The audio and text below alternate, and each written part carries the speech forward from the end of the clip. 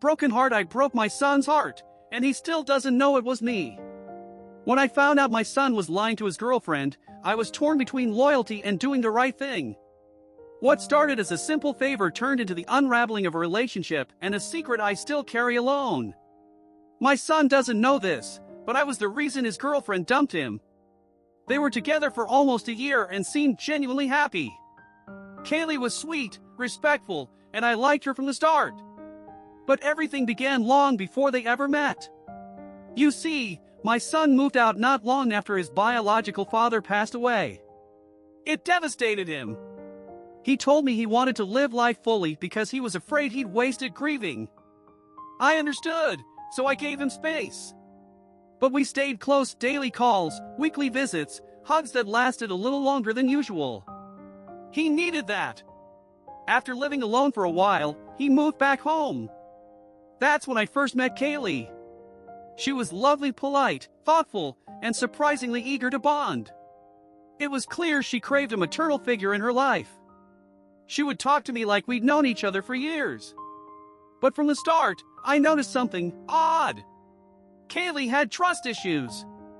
Deep ones. She wasn't toxic, not the manipulative or possessive kind, just anxious. Constantly worried. She'd ask where my son was if he wasn't answering her texts, or if he was 5 minutes late. If he said he was hanging out with his friend Mike to play PlayStation, she'd ask me to confirm. And I did, because that's what he told me. And I believed it. Until the night that changed everything. It was around 6 p.m. My son had just come by to pick up his PS4, said he was going to Mike's house to help him build a shelf and hang out. At the same time, Kaylee called me, asking if I could bring her some tampons and Tylenol. She lived nearby, and I'd done that for her before. Her periods were painful, and I never minded helping. Before heading out, I texted my son, heading to grab stuff for Kaylee. You okay? He responded, yeah. Mike needed help building something, so I'm staying later. Simple. Harmless. Normal. But then, I walked into the store. And guess who was behind the register? Mike! Smiling, chatting with a customer ahead of me like it was any other day. My stomach dropped. I tried to rationalize it. Maybe they finished early. Maybe he built the shelf for Mike, not with him. Maybe he meant a different Mike. No! I knew better. When I got to the counter, Mike smiled at me. Hey Mrs., last name. Haven't seen your son in a few weeks. Oh, can you remind him to return my controller? Weeks. Not hours. Not even days. Weeks. I smiled. Nodded. Paid for the tampons, Tylenol, and snacks, and got out of there as fast as I could. Kaylee greeted me at the door, looking cheerful, laughing at something on her phone. Completely unaware. She asked, "Where's my son?" And I couldn't lie. "I'm not sure," I said. "Maybe call him?" That was all it took. Her expression changed. The doubt, the fear, it all came rushing in. But I couldn't stay. I handed her the supplies, said goodnight, and left. Later that night, around 8 p.m., my son walked in. I asked, "Did you have fun?" "Yeah," he said. Then disappeared into his room. I sat in silence. My mind was spinning. He lied to me. Lied to her. And for what? That night, I called Kaylee. I told her everything about Mike, about the store, about the controller. She broke down in tears. Told me he'd said he was home earlier, just too tired to visit her. She couldn't believe it. She asked if she could come over. Instead, I went to her. We sat in her living room for hours. Talking. Processing. Crying. Eventually, she said, "I don't want to be with someone who lies to me."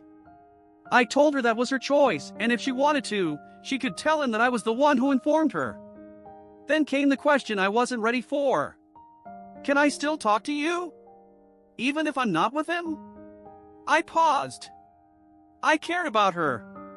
I truly did. But something felt wrong. Still, I said yes. A few days later, my son came to me, in tears. "Kaylee broke up with me," he sobbed. "She won't even tell me why." He was heartbroken, confused, desperate for answers. I held him, comforted him, pretended I didn't know.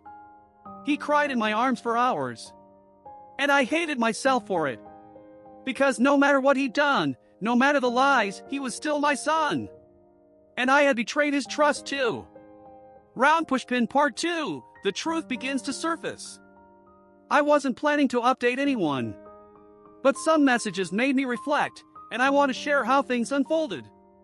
First, to be clear, I've always given my son space. After his father passed, he went silent for about a week. I told him I'd wait until he was ready to talk. When he finally called me again, it was like breathing fresh air. We've always had a close bond. That's why this hurts so much. Kaylee eventually spoke to her sister. With some encouragement, she decided to confront my son directly. She called him. She asked straight up if he was cheating. He didn't deny it. He admitted to sleeping with someone else, not just once, but multiple times. All during the times Kaylee was on her period.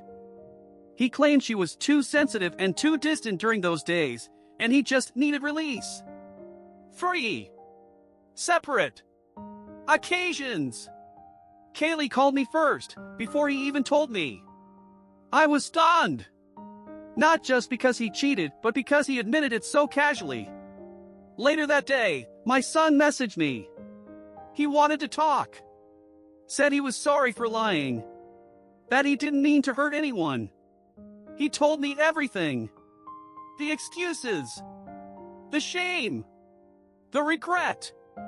And you know what broke me? He looked so much like his father. Because that's how his dad used to lie to me.